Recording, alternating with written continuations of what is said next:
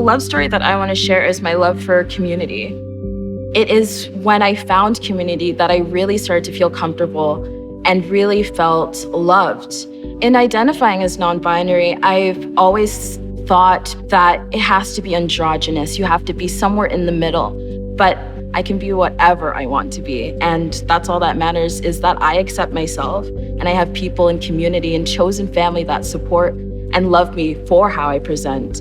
And that's all that matters. I had a very hard time coming into myself and learning more about how I identify because I was in a lot of spaces where I didn't see people that looked like me.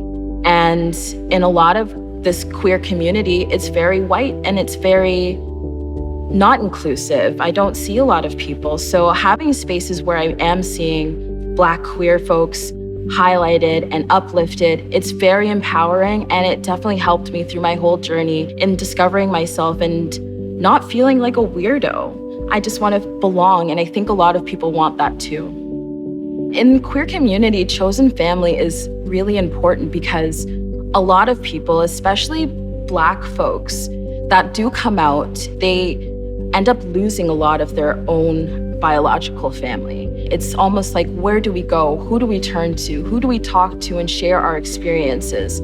So having chosen family based in queer community is such a beautiful and uplifting thing because these people understand what you've been through and they can relate in a way that only people who have lived in your experience can. And having that to keep you going is just the most beautiful thing, and it's very much part of the queer experience.